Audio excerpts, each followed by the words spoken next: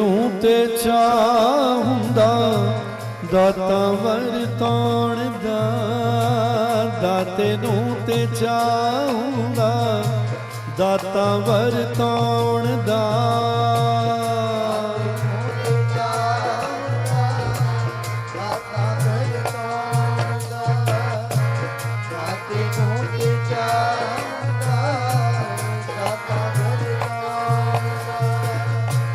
ਸਾਨੂੰ ਨੀ ਤਰੀਕਾ ਆਉਂਦਾ ਝੋਲੀਆਂ ਫੈਲਾਉਣ ਦਾ, ਸਾਨੂੰ ਨੀ ਤਰੀਕਾ ਆਉਂਦਾ ਝੋਲੀਆਂ ਫੈਲਾਉਣ ਦਾ।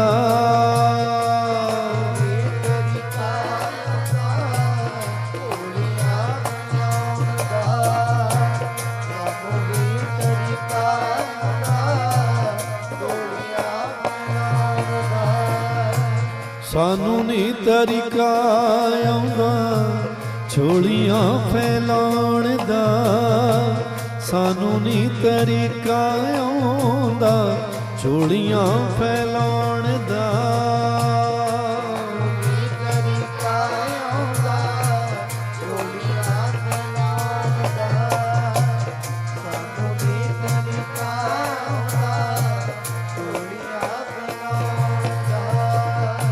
ਸਾਨੂੰ ਨੀ ਤਰੀਕਾ ਆਉਂਦਾ, ਸਾਨੂੰ ਨੀ ਤਰੀਕਾ ਆਉਂਦਾ, ਸਾਨੂੰ ਨੀ ਤਰੀਕਾ ਆਉਂਦਾ, ਸਾਨੂੰ ਨੀ ਤਰੀਕਾ ਆਉਂਦਾ।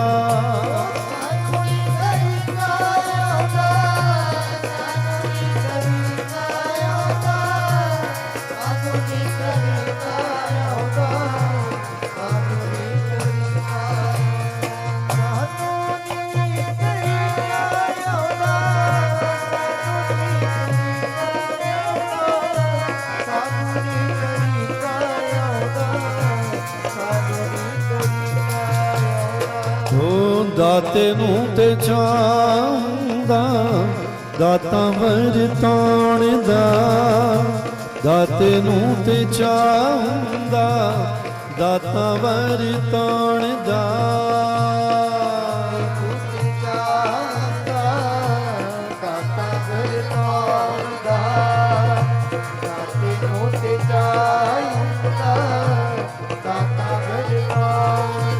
ਜਪੋ ਦਾਤੇ ਨੂੰ ਤੇ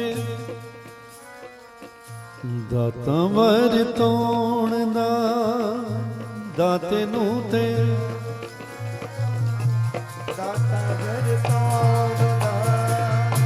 ਦਾਤੇ ਨੂੰ ਤੇ ਚਾਹੁੰਦਾ ਦਾਤੇ ਨੂੰ ਤੇ ਚਾਹੁੰਦਾ, ਦਾਤੇ ਨੂੰ ਤੇ ਚਾਹੁੰਦਾ ਦਾਤੇ ਨੂੰ ਤੇ ਚਾਹੁੰਦਾ।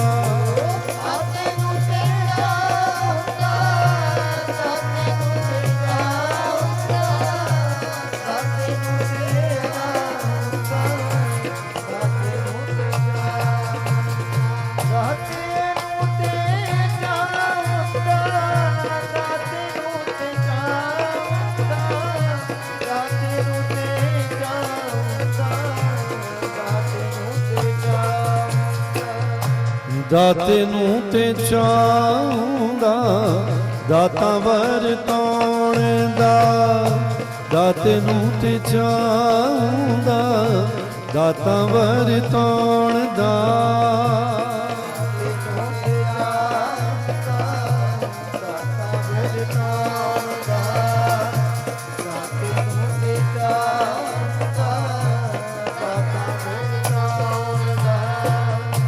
ਸਾਨੂੰ ਨੀ ਤਰੀਕਾ ਆਉਂਦਾ ਝੋਲੀਆਂ ਫੈਲਾਉਣ ਦਾ, ਸਾਨੂੰ ਨੀ ਤਰੀਕਾ ਆਉਂਦਾ ਝੋਲੀਆਂ ਫੈਲਾਉਣ ਦਾ।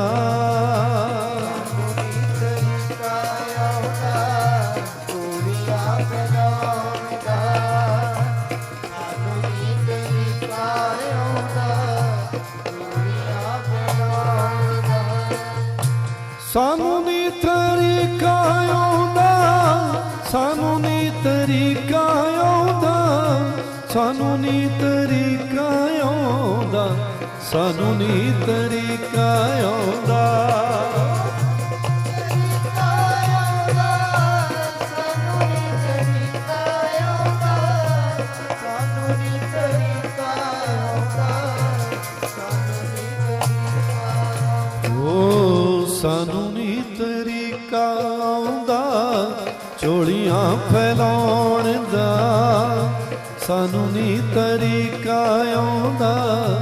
ਝੋਲੀਆਂ ਫੈਲਾਉਣ ਦਾ।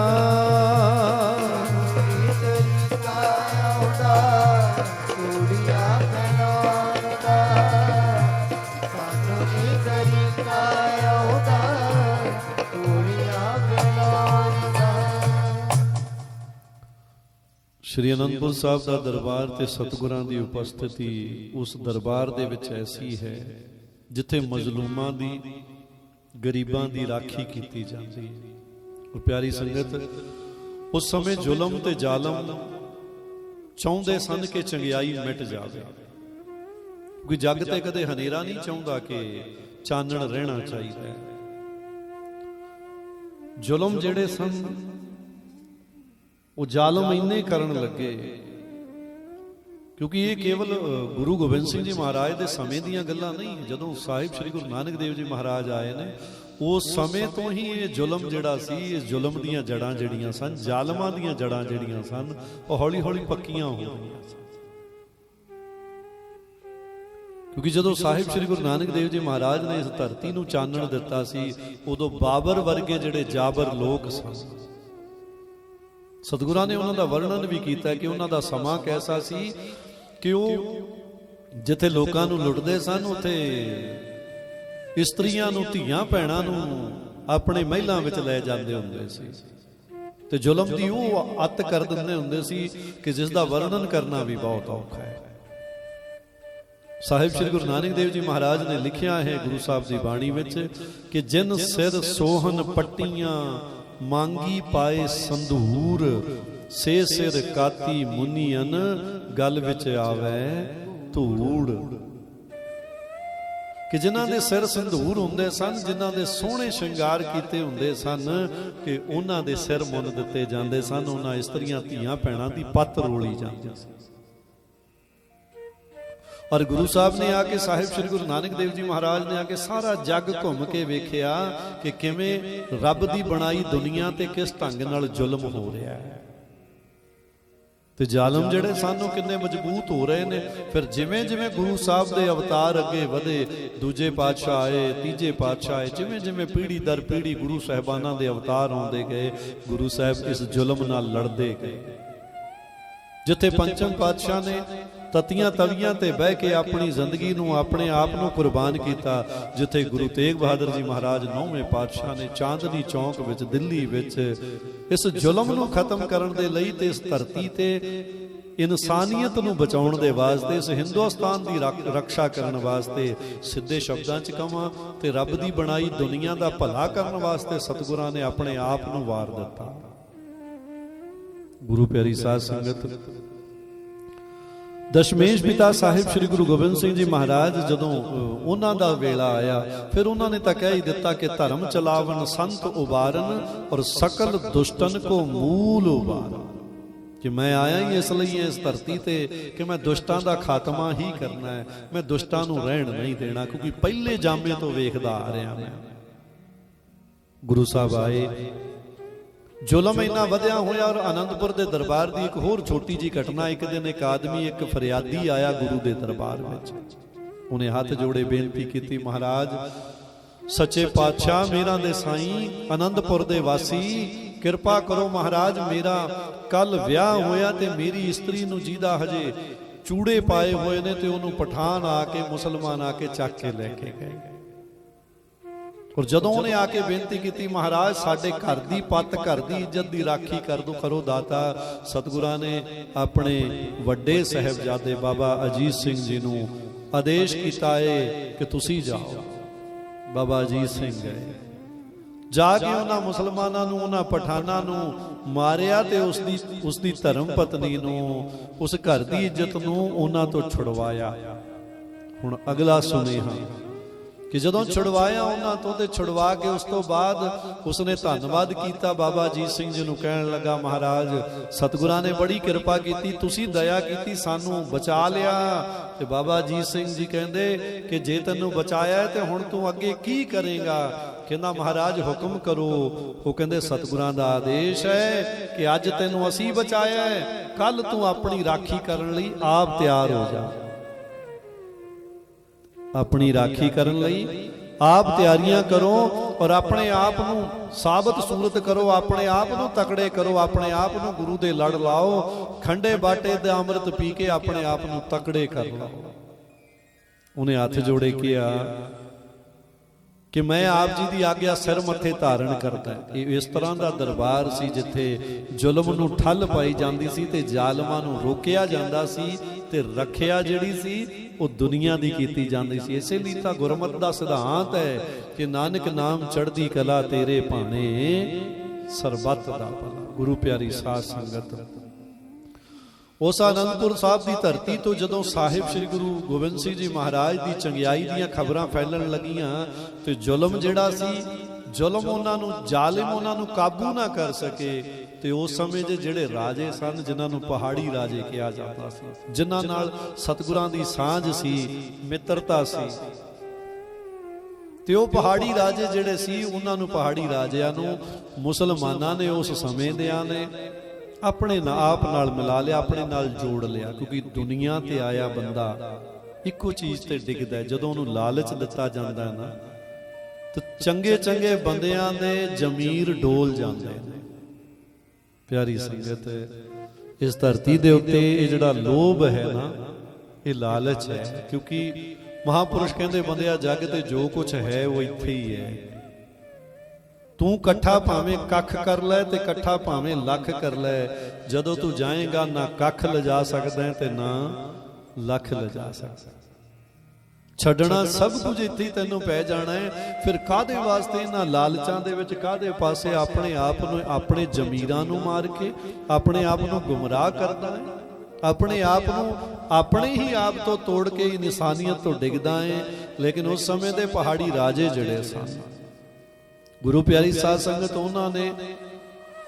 ਉਹਨਾਂ ਰਾਜਿਆਂ ਨੇ ਮੇਲ ਮੁਸਲਮਾਨਾਂ ਨਾਲ ਹੋ ਗਏ। ਮੁਸਲਮਾਨਾਂ ਨੇ ਵੱਡੇ ਵੱਡੇ ਲਾਲਚ ਦਿੱਤੇ। ਸੂਬਾ ਸਰਹੰਦ ਵਜ਼ੀਰ ਖਾਨ ਜੋ ਚਾਹੁੰਦਾ ਸੀ ਕਿ ਮੈਂ ਗੁਰੂ ਨੂੰ ਹਰਾਵਾਂ ਤੇ ਗੁਰੂ ਨੂੰ ਆਪਣੇ ਵੱਲ ਕਰ ਲਵਾਂ, ਜੇ ਵੱਲ ਨਹੀਂ ਹੁੰਦਾ ਤੇ ਇਹਨੂੰ ਮੁਕਾ ਲਵਾਂ।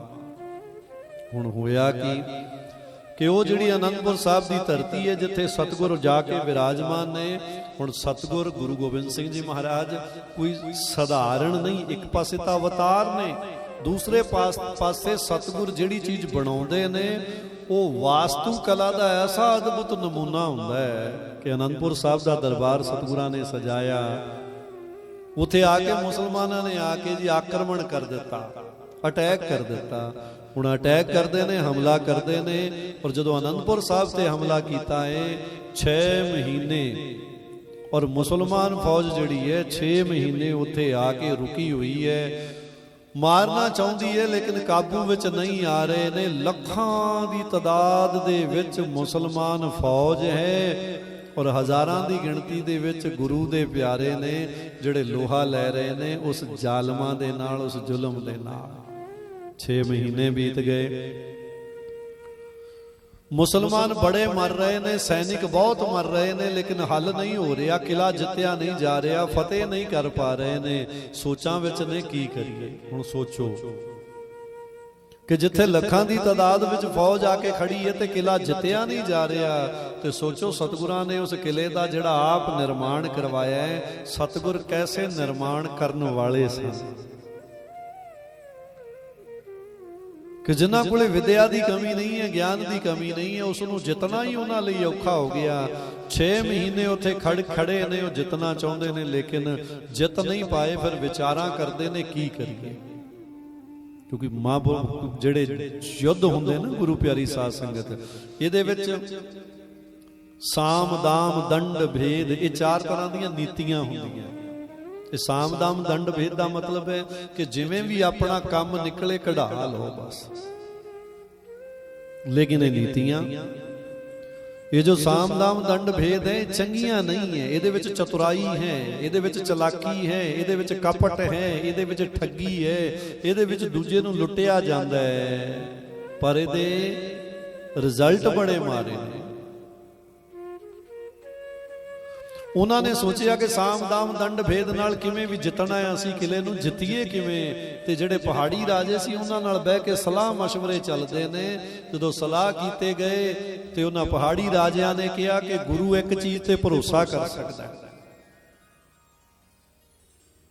सूबा सरहंद वजीर खान ने कहा किहड़ी गल ते भरोसा कर सकता है? कहंदे गुरु वचन सुनदा है ना ते गल सुनदा है, जिहदी गल सुन के उते भरोसा कर लैंदा है। सूबा सरहंद ने कहा किहड़ी गल? कहंदे महाराज जे कोई धर्म दी कीती जावे ना ते ओह गल सुन के बड़ी जल्दी भरोसा कर लैंदा। जे गुरु गोबिंद भरोसा करदा है, जे ओह भरोसा कर गए अपनी गल ते ओह महलां चों उस किले चों बाहर आ सकदे ने।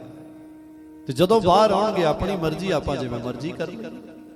ਜਦੋਂ ਇੰਨੀ ਗੱਲ ਕਹੀ ਸੂਬਾ ਸਰਹੰਦ ਵਜ਼ੀਰ ਖਾਨ ਕਹਿਣ ਲੱਗਾ ਫਿਰ ਗੱਲ ਆਪਾਂ ਪੇਸ਼ ਕਿਹੜੀ ਕਰਾਂਗੇ? ਬਹਿ ਕੇ ਵਿਚਾਰ ਹੋਇਆ ਕਿ ਅਸੀਂ ਗਊ ਦੀ ਸਹੁੰ ਖਾ ਲੈਂਦੇ ਹਾਂ। ਪਹਾੜੀ ਰਾਜੇ ਕਹਿੰਦੇ ਤੇ ਤੁਸੀਂ ਆਪਣੇ ਧਰਮ ਦੇ ਵਿੱਚ ਜਿਹਦੀ ਪੂਜਾ ਕਰਦੇ ਹੋ, ਜਿਹਨੂੰ ਮਾਰ ਨਹੀਂ ਸਕਦੇ, ਤੁਸੀਂ ਉਹਦੀ ਸਹੁੰ ਖਾ ਲਓ। ਹੁਣ ਮੁਸਲਮਾਨ ਸੂਰ ਦੀ ਪੂਜਾ ਕਰਦਾ ਹੈ, ਉਹਨੂੰ ਪ੍ਰੇਮ ਕਰਦਾ, ਉਹਨੂੰ ਮਾਰਦਾ ਨਹੀਂ ਕਿ ਅਸੀਂ ਉਹਦੀ ਸਹੁੰ ਖਾ ਲਾਂਗੇ, ਅਸੀਂ ਗਊ ਦੀ ਸਹੁੰ ਖਾ ਲਾਂਗੇ। ਹੁਣ ਪਿਆਰੀ ਸੰਗਤ, ਸਤਿਗੁਰੂ ਨੇ ਜਿਹੜੇ ਹਿਰਦੇ ਦੇ ਬੜੇ ਸੱਚੇ ਸੁੱਚੇ ਨੇ, ਕਿਉਂਕਿ ਗੁਰੂ ਜਿਹੜੇ ਵੀ ਚਰਨਾਂ ਵਿੱਚ ਆਉਂਦੇ ਨੇ ਉਹਨਾਂ ਨੂੰ ਹਿੱਕ ਨਾਲ ਲਾਉਣਾ ਜਾਣਦਾ ਹੈ। ਕਿਉਂਕਿ ਜਿਹਦੇ ਅੰਦਰ ਵੈਰ ਹੀ ਨਹੀਂ ਹੈ, ਜਿਹਦੇ ਦਿਲ ਦੇ ਵਿੱਚ ਕਿਸੇ ਪ੍ਰਤੀ ਨਫ਼ਰਤ ਹੈ ਹੀ ਨਹੀਂ ਹੈ, ਉਹ ਤਾਂ ਹਰ ਬੰਦੇ ਦੀ ਗੱਲ ਤੇ ਭਰੋਸਾ ਕਰ ਲੈਂਦਾ। ਮੈਂ ਫੇਰ ਕਹਿ ਦੇਵਾਂ, ਸਤਿਗੁਰ ਇਸ ਦੁਨੀਆ ਤੇ ਆਏ ਤੇ ਇਸ ਦੁਨੀਆ ਤੇ ਆ ਕੇ ਸਤਿਗੁਰਾਂ ਨੇ ਕਿਸੇ ਨੂੰ ਮਾਰਨਾ ਨਹੀਂ ਚਾਹਿਆ। ਸਤਿਗੁਰ ਬਦਲਣਾ ਚਾਹੁੰਦੇ ਸਨ, ਤਾਰਨਾ ਚਾਹੁੰਦੇ ਸਨ, ਸੋਚ ਬਦਲਣਾ ਚਾਹੁੰਦੇ ਸਨ, ਦੁਨੀਆ ਨੂੰ ਬਦਲਣਾ ਚਾਹੁੰਦੇ ਸਨ। ਹੁਣ ਜੇ ਕੋਈ ਬਦਲਣਾ ਨਾ ਚਾਹਵੇ ਤਾਂ ਕੋਈ ਕੀ ਕਰੇ? ਤੁਸੀਂ ਵੀ ਆਪਣੇ ਘਰਾਂ 'ਚ ਰਹਿੰਦੇ ਹੋ, ਪੁੱਤਾਂ ਧੀਆਂ ਨੂੰ ਪਹਿਲਾਂ ਸਮਝਾਇਆ ਜਾਂਦਾ ਹੈ, ਬੜੇ ਪ੍ਰੇਮ ਨਾਲ ਸਮਝਾਉਂਦੇ ਹੋ। ਇੱਕ ਵਾਰੀ ਸਮਝਾਇਆ, 2 ਵਾਰੀ ਸਮਝਾਇਆ, 10 ਵਾਰੀ ਸਮਝਾਇਆ। ਜੇ ਨਹੀਂ ਸਮਝ ਵਿੱਚ ਆਉਂਦਾ ਫਿਰ ਉਸੇ ਪੁੱਤਾਂ ਧੀਆਂ ਦੇ ਕੁਝ ਨਾ ਕੁਝ ਮਾਂ ਪਿਓ ਸਜ਼ਾ ਵੀ ਦਿੰਦੇ। ਤਾਂ ਸਤਿਗੁਰੂ ਸਾਰੀ ਕਾਇਨਾਤ ਦੇ ਲਈ ਔਰ ਕਾਇਨਾਤ ਦੇ ਵਿਚਾਰਾਂ ਨੂੰ ਬਦਲਣ ਦੇ ਲਈ ਆਏ। ਸਤਿਗੁਰਾਂ ਨੇ ਉਹਨਾਂ ਨੂੰ ਸਮਝਾਉਣਾ ਚਾਹਿਆ, ਉਹ ਆ ਗਏ ਜੀ। ਇੱਕ ਸੁਨੇਹਾ ਭੇਜਿਆ ਗਿਆ ਕਿ ਪਹਾੜੀ ਰਾਜੇ ਆਪ ਜੀ ਨੂੰ ਮਿਲਣਾ ਚਾਹੁੰਦੇ ਨੇ ਮਹਾਰਾਜ। ਸਤਿਗੁਰਾਂ ਨੇ ਕਿਹਾ ਠੀਕ ਹੈ, ਮਿਲ ਲੈਂਦੇ ਬਾਈ, ਮਿਲਣ ਵਿੱਚ ਕੀ ਜਾਂਦਾ। ਪਹਾੜੀ ਰਾਜੇ ਆ ਗਏ ਸਤਿਗੁਰਾਂ ਦੇ ਦਰਬਾਰ ਵਿੱਚ, ਸ਼੍ਰੀ ਅਨੰਦਪੁਰ ਸਾਹਿਬ ਦੀ ਧਰਤੀ ਤੇ ਜਦੋਂ ਉਸ ਦਰਬਾਰ ਵਿੱਚ ਆਏ ਨੇ ਗੁਰੂ ਪਿਆਰੀ ਸਾਧ ਸੰਗਤ, ਤੇ ਆ ਕੇ ਸਤਿਗੁਰਾਂ ਨੇ ਪੁੱਛਿਆ ਕਿਵੇਂ ਆਏ? ਉਹਨਾਂ ਨੇ ਕਿਹਾ ਮਹਾਰਾਜ ਸਾਡੀ ਇੱਕ ਬੇਨਤੀ ਹੈ। ਕਹਿੰਦੇ ਕੀ? ਉਹਨਾਂ ਨੇ ਸਤਿਗੁਰਾਂ ਨੂੰ ਕਿਹਾ, ਕਹਿੰਦੇ ਅਸੀਂ ਯੁੱਧ ਨਹੀਂ ਕਰਾਂਗੇ। ਉਹਦਾ ਕਾਰਨ ਕੀ ਸੀਗਾ ਕਿ ਉਸ ਅਨੰਦਪੁਰ ਸਾਹਿਬ ਦੀ ਧਰਤੀ ਦੇ ਉੱਤੇ ਜਦੋਂ 6 ਮਹੀਨੇ ਰੁਕੇ, ਉਹਨਾਂ ਨੇ ਬਾਹਰੋਂ ਰਾਸ਼ਨ ਦੇਣਾ ਬੰਦ ਕਰ ਦਿੱਤਾ। ਤੇ ਜਿਹੜੇ ਕਿਲੇ ਵਿੱਚ ਸਿੰਘ ਸੀ ਨਾ ਜੀ, ਉਹਨਾਂ ਨੂੰ ਵੀ ਤਕਲੀਫਾਂ ਵਧਣ ਲੱਗੀਆਂ, ਬਿਮਾਰੀਆਂ ਵਧਣ ਲੱਗੀਆਂ, ਭੁੱਖਮਰੀ ਵਧਣ ਲੱਗੀ, ਰਾਸ਼ਨ ਬੰਦ ਹੋ ਗਏ। ਔਰ ਉਹੀ ਸਮਾਂ ਸੀ ਜਦੋਂ ਕੁਝ ਸਿੱਖਾਂ ਨੇ ਇਹ ਵੀ ਕਹਿ ਦਿੱਤਾ ਸੀ ਮਹਾਰਾਜ ਅਸੀਂ ਨਹੀਂ ਰਹਿਣਾ। ਉਹੀ ਸਮਾਂ ਸੀ ਜਦੋਂ ਭੁੱਖ ਦੇ ਸਤਾਏ ਕਹਿੰਦੇ ਮਹਾਰਾਜ ਅਸੀਂ ਰਹਿਣਾ ਨਹੀਂ। ਸਤਿਗੁਰਾਂ ਨੇ ਕਿਹਾ ਕਿਉਂ ਨਹੀਂ ਰਹਿਣਾ? ਕਹਿੰਦੇ ਮਹਾਰਾਜ ਕੋਈ ਹੱਲ ਤਾਂ ਨਿਕਲਣਾ ਨਹੀਂ ਹੈ। ਮੁਸਲਮਾਨ ਫੌਜ ਨੇ ਘੇਰੇ ਪਾਏ ਹੋਏ ਨੇ, 6 ਮਹੀਨੇ ਬੀਤਣ ਨੂੰ ਹੋਏ ਨੇ, ਹੁਣ ਅਸੀਂ ਕਿੱਧਰ ਜਾਈਏ? ਭੁੱਖੇ ਮਰਦੇ ਆ, ਮੌਤ ਹੀ ਸਾਹਮਣੇ ਹੈ, ਹੋਰ ਤਾਂ ਕੁਝ ਨਹੀਂ। ਤੇ ਸਤਿਗੁਰਾਂ ਨੇ ਉਹਦੇ ਫੈਸਲਾ ਵੀ ਕੀਤਾ ਸੀ। ਕਹਿੰਦੇ ਤੁਸੀਂ ਐਂ ਕਰੋ, ਤੁਸੀਂ ਮਾਤਾ ਜੀ ਕੋਲੇ ਚਲੇ ਜਾਓ। ਇਤਿਹਾਸ ਕਹਿੰਦਾ ਕਿ ਲਗਭਗ 100 ਸਿੱਖਾਂ ਨੇ ਸਤਿਗੁਰਾਂ ਨੂੰ ਕਿਹਾ ਕਿ ਅਸੀਂ ਜਾਣਾ ਚਾਹੁੰਦੇ ਹਾਂ। ਸਤਿਗੁਰ ਕਹਿੰਦੇ ਤੁਸੀਂ ਮਾਤਾ ਜੀ ਕੋਲੇ ਚਲੇ ਜਾਓ, ਮਾਤਾ ਜੀ ਫੈਸਲਾ ਕਰ ਦੇਣਗੇ। ਔਰ ਜਦੋਂ ਮਾਤਾ ਜੀ ਕੋਲੇ ਉਹ ਸਿੱਖ ਗਏ ਤੇ ਮਾਤਾ ਜੀ ਨੂੰ ਜਾ ਕੇ ਦੱਸਿਆ, ਕਹਿੰਦੇ ਮਾਤਾ ਜੀ ਅਸੀਂ ਜਾਣਾ ਚਾਹੁੰਦੇ ਆਪਣੇ ਘਰਾਂ ਨੂੰ। ਤਾਂ ਮਾਤਾ ਜੀ ਨੇ ਕਿਹਾ ਚੰਗਾ, ਚੰਗੀ ਗੱਲ ਹੈ, ਜੇ ਤੁਸੀਂ ਜਾਣਾ ਚਲੇ ਜਾਓ। ਆ ਬਦਾਵਾ ਇੱਕ ਲਿਖ ਦਿੰਦੇ ਆ। ਕਹਿੰਦੇ ਮਹਾਰਾਜ ਮਾਤਾ ਜੀ ਬਦਾਵੇ ਤੇ ਕੀ ਲਿਖਣਾ ਹੈ? ਕਹਿੰਦੇ ਬਸ ਅੱਜ ਤੋਂ ਬਾਅਦ ਤੁਸੀਂ ਇਹ ਤੇ ਲਿਖ ਅਸੀਂ ਦਿੰਦੇ ਆ ਤੇ ਤੁਸੀਂ ਸਾਈਨ ਆਪਣੇ ਕਰ ਦਿਓ ਕਿ ਅੱਜ ਤੋਂ ਬਾਅਦ ਅਸੀਂ ਤੁਹਾਡੇ ਸਿੱਖ ਨਹੀਂ, ਕਿ ਤੁਸੀਂ ਕਿ ਲਿਖ ਦਿਓ ਕਿ ਅਸੀਂ ਸਿੱਖ ਨਹੀਂ ਤੇ ਤੁਸੀਂ ਗੁਰੂ ਨਹੀਂ, ਗੁਰੂ ਸਿੱਖ ਦਾ ਨਾਤਾ ਖਤਮ ਹੈ ਅੱਜ ਤੋਂ ਬਾਅਦ। ਜਦੋਂ 100 ਨੂੰ ਇਹ ਗੱਲ ਸੁਣਾਈ ਨਾ ਜੀ ਤੇ 60 ਦਾ ਜ਼ਮੀਰ ਜਾਗ ਪਿਆ। ਜਿਨ੍ਹਾਂ 60 ਦਾ ਜ਼ਮੀਰ ਜਾਗਿਆ ਉਹ ਸੋਚਾਂ ਵਿੱਚ ਪੈ ਗਏ ਜੇ ਅੱਜ ਤੋਂ ਬਾਅਦ ਗੁਰੂ ਹੀ ਗੁਰੂ ਨਹੀਂ ਰਿਹਾ ਤੇ ਅਸੀਂ ਸਿੱਖ ਨਹੀਂ ਰਹੇ ਤੇ ਧਰਤੀ ਤੇ ਰਹਿ ਕੇ ਕਰਾਂਗੇ ਕੀ? ਮੂੰਹ ਕਿਹਨੂੰ ਦਿਖਾਵਾਂਗੇ ਜਾ ਕੇ ਵੀ ਅਸੀਂ ਭੱਜ ਕੇ ਆਏ ਹਾਂ, ਅਸੀਂ ਗੁਰੂ ਤੋਂ ਟੁੱਟ ਕੇ ਆਏ ਹਾਂ, ਅਸੀਂ ਗੁਰੂ ਨਾਲ ਰਿਸ਼ਤਾ ਤੋੜ ਆਏ ਹਾਂ। ਲੇਕਿਨ 40 ਜਾਣੇ ਜਿਹੜੇ ਸਾਨੂੰ ਆਪਣੇ ਜ਼ਮੀਰ ਤੇ ਕਾਬੂ ਨਹੀਂ ਰੱਖ ਸਕੇ, ਉਹ ਛੱਡ ਕੇ ਕਰਾਂਗੇ। ਔਰ ਇਸ ਲਈ ਸਤਿਗੁਰਾਂ ਨੂੰ ਇੱਕ ਫੈਸਲਾ ਲੈਣਾ ਪਿਆ ਕਿ ਸਿੱਖ ਜਿਹੜੇ ਨੇ ਉਹ ਆਪਣੇ ਆਪ ਤੇ ਕਾਬੂ ਨਹੀਂ ਕਰ ਪਾ ਰਹੇ ਨੇ। ਤੇ ਜਦੋਂ ਆ ਕੇ ਉਹਨਾਂ ਰਾਜਿਆਂ ਨੇ, ਪਹਾੜੀ ਰਾਜਿਆਂ ਨੇ ਬੇਨਤੀਆਂ ਕੀਤੀਆਂ, ਕਿਹਾ ਮਹਾਰਾਜ ਅਸੀਂ ਸਮਝੌਤਾ ਕਰਨ ਲਈ ਤਿਆਰ ਹਾਂ। ਸਤਿਗੁਰ ਕਹਿੰਦੇ ਦੱਸੋ ਕੀ ਸਮਝੌਤਾ ਹੈ? ਕਹਿੰਦੇ ਮਹਾਰਾਜ ਤੁਸੀਂ ਇੱਥੋਂ ਜਾ ਸਕਦੇ ਹੋ ਆਨੰਦਪੁਰ ਦਾ ਕਿਲਾ ਛੱਡ ਕੇ।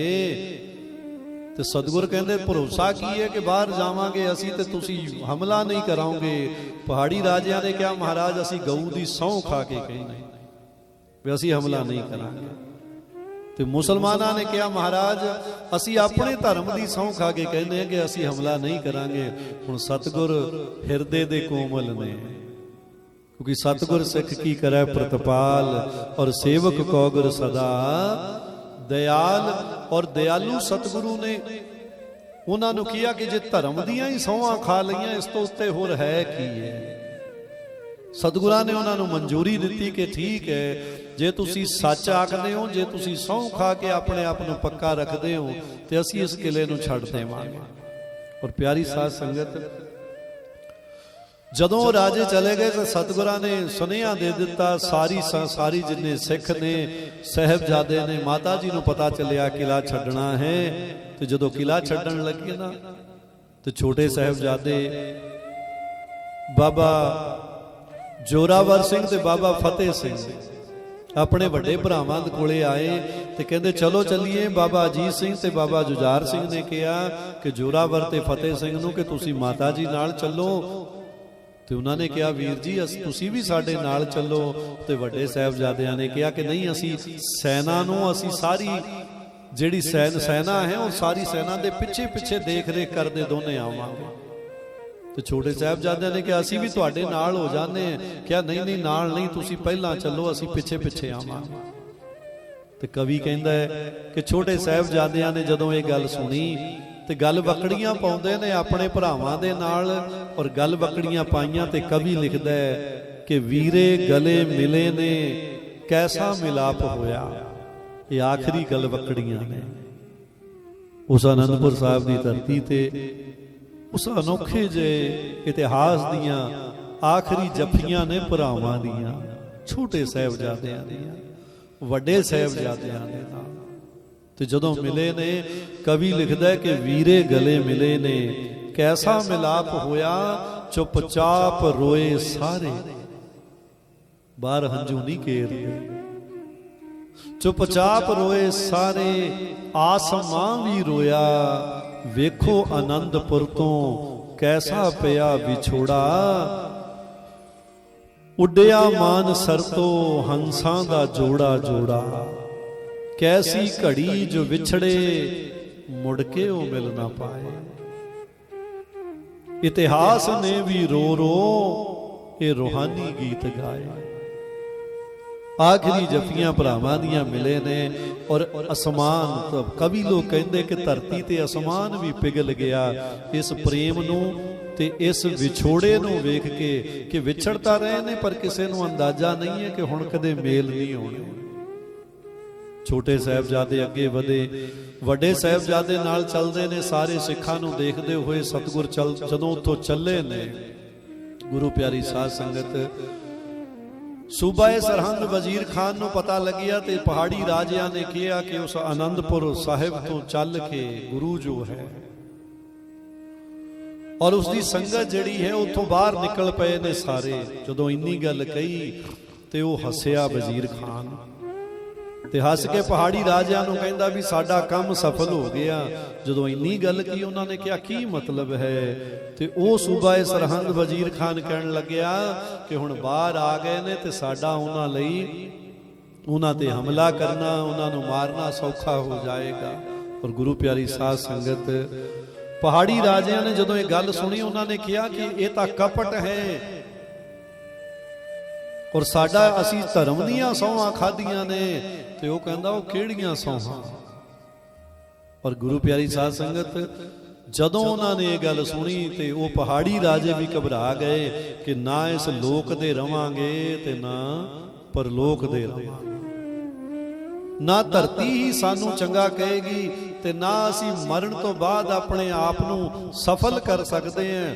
ਐਸਾ ਅਧਰਮ, ਐਡਾ ਵੱਡਾ ਪਾਪ ਕਿ ਉਹਨਾਂ ਪਰਿਵਾਰ ਦੇ ਲਈ ਅਸੀਂ ਆਪਣੇ ਧਰਮ ਦੀਆਂ ਸਹੁੰਆਂ ਖਾ ਕੇ ਮੁੱਕਰੀ ਜਾਂਦੇ। लेकिन जदों उत्थों निकले ने प्यारी संगत, लेकिन होनी कुछ होर ही खेल खेलती है। उत्थों निकले ने ते परिवार का विछोड़ा हुंदा है, और कैसा विछोड़ा कि जिथे तूफान चलते हैं। हुण कई संत महात्मा कहते हैं कि तूफान तो आए लेकिन आकाश होया, धरती कंबदी है, नदियां च उफान आ गए कि एडा हसदा खेलदा परिवार और विछड़ रहा है, और सारे अलग हो रहे हैं। तो चारे पासे कवियां ने जदों माता गुजरी जी छोटे साहिबजादियां नूं लैके उत्थों चले ने, ते नदियां विच उफान आए ने, वड्डे साहिबजादे अलग हुंदे ने, गुरु साहिब अलग हो जाते हैं उस तूफान के घेरे दे विच। किसी कवि ने एक बड़ी वधिया कविता लिखी, वो लिखदा है, वाटां लम्मियां ते रस्ता पहाड़ दा, तुरे जांदे गुरां दे लाल जी, सरसा नदी ते विछोड़ा पै गया, उस वेले दा सुन लो हाल जी। वाटां लम्मियां ते रस्ता पहाड़ दा, तुरे जांदे गुरां दे लाल जी, सरसा नदी ते विछोड़ा पै गया, उस वेले दा सुन लो हाल जी। वाटां लम्मियां ते रस्ता पहाड़ दा, तुरे जांदे गुरां दे लाल जी, सरसा नदी ते विछोड़ा पै गया, उस वेले दा सुन लो हाल जी। रात हनेरी बिजली चमके, रात जंगलां दे पै गए ने, रात हनेरी बिजली लिशके, रात जंगलां दे रेशम नालों सोल शरीर नूं दुखड़े सहने पै गए ने, रेशम नालों सोल शरीर नूं दुखड़े सहने पै गए ने। छोटी उम्र दे दोनों बाल जी, माता गुजरी उन्हां दे नाल जी, सरसा नदी ते विछोड़ा पै गया, उस वेले दा सुन लो हाल जी। वाटां लम्मियां ते रस्ता तुरे जांदे गुरां दे, सरसा नदी ते विछोड़ा पै गया, उस वेले दा सुन लो। कहर दी सरदी हड्डियां चीरे, बाल न्याणे कंबदे ने, कहर दी सरदी हड्डियां चीरे, बाल न्याणे कंबदे ने। उंगली फड़ के मां गुजरी दी, राह पत्थरां दे लंघदे ने, उंगली फड़ के मां गुजरी दी, राह पत्थरां दे लंघदे। कदों जीत ते जुझार वीरे आउणगे, माता गुजरी नूं पुछदे सवाल जी, सरसा नदी ते विछोड़ा पै गया, उस वेले दा सुन लो हाल जी। ਵਾਟਾਂ ਲੰਮੀਆਂ ਤੇ ਰਸਤਾ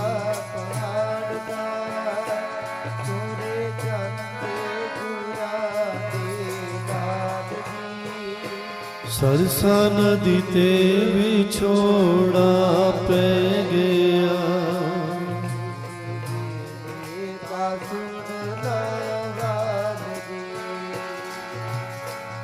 ਉਮਰ ਨਿਆਣੀ ਦੋ ਬੱਚਿਆਂ ਦੀ, ਇੱਕ ਮਾਂ ਬੁੱਢੜੀ ਸਾਥ ਕਰੇ। ਉਮਰ ਨਿਆਣੀ ਦੋ ਬੱਚਿਆਂ ਦੀ, ਇੱਕ ਮਾਂ ਬੁੱਢੜੀ ਸਾਥ ਕਰੇ। ਬੇਦੋਸ਼ੇ ਨਾ ਨਿਰਦੋਸ਼ਾਂ ਦਾ, ਕੌਣ ਹੈ ਜੋ ਇਨਸਾਫ ਕਰੇ। ਬੇਦੋਸ਼ੇ ਨਾ ਨਿਰਦੋਸ਼ਾਂ ਦਾ, ਕੌਣ ਹੈ ਜੋ ਇਨਸਾਫ ਕਰੇ। ਕੈਸੀ ਹੋਣੀ ਨੇ ਖੇਡੀ ਚਾਲ ਜੀ, ਗੰਗੂ ਪਾਪੀ ਉਹਨਾਂ ਦੇ ਨਾਲ ਜੀ। ਸਰਸਾ ਨਦੀ ਤੇ ਵਿਛੋੜਾ ਪੈ ਗਿਆ, ਉਸ ਵੇਲੇ ਦਾ ਸੁਣ ਲਓ ਹਾਲ ਜੀ। ਵਾਟਾਂ ਲੰਮੀਆਂ ਤੇ ਰਸਤਾ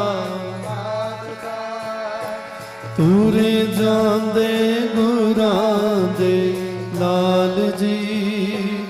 ਸਰਸਾ ਨਦੀ ਤੇ ਵਿਛੋੜਾ ਪੈ ਗਿਆ, ਉਸ ਵੇਲੇ ਦਾ ਸੁਣ ਲਓ ਹਾਲ ਜੀ।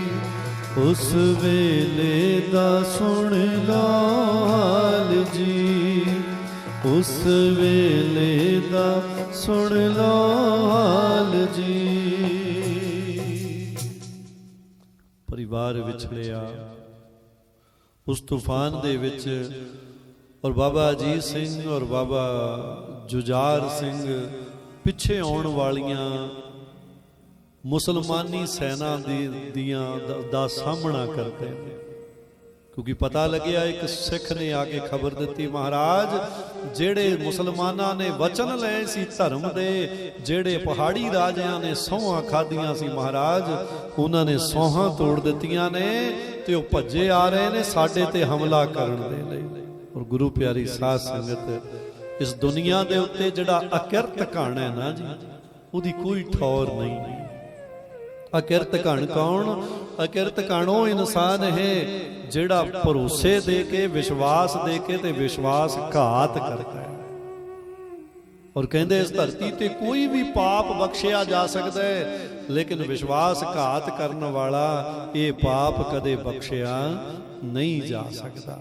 ਹੁਣ ਸਤਿਗੁਰਾਂ ਨੂੰ ਜਦੋਂ ਪਤਾ ਲੱਗਿਆ ਕਿ ਉਹਨਾਂ ਨੇ ਆਪਣੇ ਭਰੋਸੇ ਤੋੜ ਦਿੱਤੇ ਨੇ, ਸੌਹਾਂ ਤੋੜ ਦਿੱਤੀਆਂ ਨੇ, ਹੁਣ ਗੁਰੂ ਪਿਆਰੀ ਸਾਧ ਸੰਗਤ ਹੁਣ ਤੱਕ ਸਤਿਗੁਰ ਉਹਨਾਂ ਨੂੰ ਬਚਾਉਣਾ ਚਾਹੁੰਦੇ ਸੀ ਕਿ ਬਦਲ ਜਾਣ, ਇਹਨਾਂ ਦਾ ਮਨ ਬਦਲ ਜਾਵੇ, ਇਹਨਾਂ ਦਾ ਵਿਚਾਰ ਬਦਲ ਜਾਣ। ਹੁਣ ਤੱਕ ਉਹਨਾਂ ਨੂੰ ਬਖਸ਼ਣਾ ਚਾਹੁੰਦੇ ਸੀ।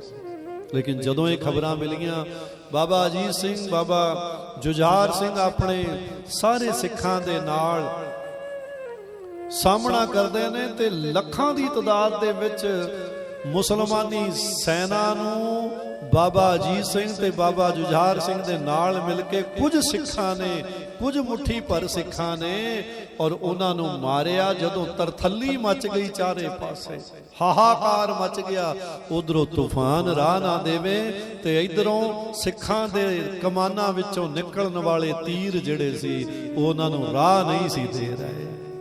ਕਿਉਂ ਰਾਹ ਨਹੀਂ ਸੀ ਦੇ ਰਹੇ? ਕਿਉਂਕਿ ਗੁਰੂ ਦੇ ਪਿਆਰ ਦੇ ਜਜ਼ਬੇ ਐਵੇਂ ਨਹੀਂ। ਸਤਿਗੁਰ ਆਪਣੇ ਸਿੱਖਾਂ ਨੂੰ ਕਹਿੰਦੇ ਸਨ ਕਿ ਚਿੜੀਆਂ ਸੇ ਮੈਂ ਬਾਜ ਲੜਾऊं, ਤਬੈ ਗੋਬਿੰਦ ਸਿੰਘ ਨਾਮ ਕਹਾਂ, ਔਰ 1.25 ਲੱਖ ਸੇ ਏਕ ਲੜਾऊं। ਔਰ ਪਿਆਰੀ ਸੰਗਤ, ਜਦੋਂ ਉਹਨਾਂ ਨੂੰ ਰੋਕਿਆ ਗਿਆ, ਲੱਖਾਂ ਦੀ ਲਗਭਗ ਇਤਿਹਾਸ ਕਹਿੰਦਾ ਹੈ ਕਿ 10 ਲੱਖ ਦੇ ਕਰੀਬ ਫੌਜ, एक पासे 10 लाख के करीब फौज, दूजे पासे 40 सिंह, दूजे पासे कुछ मुट्ठी पर सिंह जिहड़े ने उन्हां दा सामना करते हैं। सतगुर अगे जाते ने, विछोड़े परिवार दे हो गए। प्यारी संगत, एक गल होर कहां, दुनिया ते सब कुछ चलिया जाता है, पर परिवार दे विछोड़े नहीं चले जाता। तुसीं कदे वेख्या होगा ना, जिहड़े लोग एक पिंड तो दूजे पिंड जाते हैं, वो कट्ठा कट्ठा परिवार उठ के तुर जाता है। वो एक पिंड तो दूजे पिंड जाके अपनियां झोंपड़ियां बना लेंदे ने, अपनी जीविका जिउं ही जांदे ने, पर कट्ठा परिवार तुरिया जांदा ते दुख नहीं। पर जदों परिवारां दे विछोड़े, तुसीं बाहली गल छड्डो, आ निक्के निक्के नियाणे अजकल कनेडा नहीं जांदे, जदों जाना हुंदा ना ते मां प्यो दीयां धाहां निकली जांदियां। मावां अपने पुत्तां नाल, प्यो अपने पुत्तां धीआं नाल गले लग लग रोई जाते होंदे ने। लेकिन पता है भी जाना तो कनेडा ही है। अजकल तो साइंस बड़ी एडवांस हो गई है, सब कुछ सौखा हो गया है, लेकिन अपनियां अखां तो दूर करने वाले मावां अपने पुत्तां नूं वेखदियां जहाज चढ़दियां नूं वेख के रोई जांदियां। पर यह भी पता है कि विछोड़ा बहुत वड्डा विछोड़ा नहीं है, ये दुखद विछोड़ा नहीं है, ये सुखद विछोड़ा है। जिहड़ा आपां अपने बच्चों नूं बाहर पढ़न लई भेजदे हां, इस विछोड़े दे पिछे सुख है, पता है मेल हो जाने ने। लेकिन प्यारी संगत, ये विछोड़ा तो ऐसा सी जिथे मेल का कोई मतलब ही नहीं सी। और वो विछोड़ा कि ऐ लगदा सी जिवें रब ने इस धरती ते आके अनेक रूप धारण कीते होण, उन्हां दा विछोड़ा।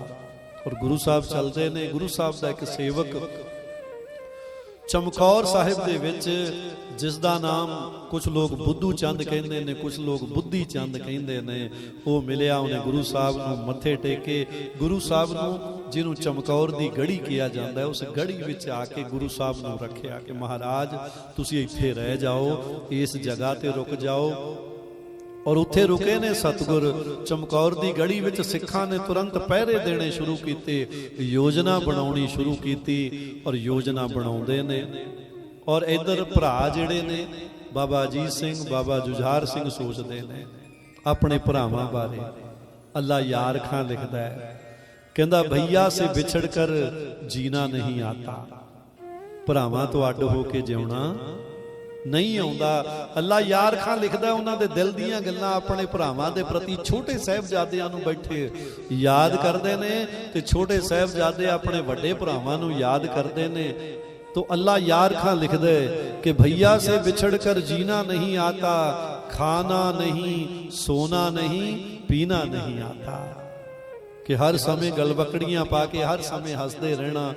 ते अज उस चमकौर दी गढ़ी विच जदों पता लग्या ते मुसलमानी सेना आके उत्थे खड़दी है। जदों चारे पासे फेर आके उन्होंने घेरा पा लिया ते हुण सतगुरां नूं आके कहा महाराज चमकौर दी गढ़ी घेर लई गई है। ते सतगुरां ने वेख्या बाबा अजीत सिंह सामने आए और हाथ जोड़ के कहन लगे, सच्चे पातशाह मेरा दे साईं आग्या करो कि मैं जाना उस युद्ध दे विच।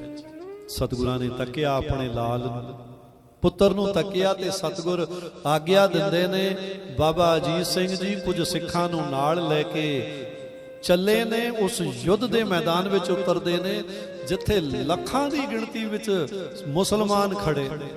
और प्यारी संगत जोश जिहड़ा सी ना गुरु दे प्यारियां दा, उस समय ऐसा जोश सी। उस जोश की एक निक्की जी दास्तां देवां कि उस चमकौर दी गढ़ी विच जिथे कुछ क सिख सी, मुट्ठी पर सिख सी, ते जदों चमकौर दी गढ़ी नूं घेरिया मुसलमानां ने ते उन्हां ने अपने सूबा सरहंद वजीर खां दे जयकारे लाए। लखां दी गिणती विच जदों आके जयकारे लाउंदे ने, रौला पाउंदे ने, ते इधर खड़े बाबा अजीत सिंह ते नाल उन्हां दे भाई दया सिंह, भाई मोहकम सिंह जिथे खड़े ने। उन्होंने कहा यह तो बहु गिणती लगते ने। बाबा अजीत सिंह जी ने कहा इन्हां बहु गिणती वालियां नूं आओ गुरु का जोश दसीए कि गुरु का जोश की हुंदा है। ते उस रात दे हनेरे दे विच जदों उधरले पासे रौला पै रहा सी और इधर चमकौर दी गढ़ी तो एक जयकारा बाबा अजीत सिंह जी ने लगाया। सारे सिखां ने रल के जदों जयकारा लाया, जो बोले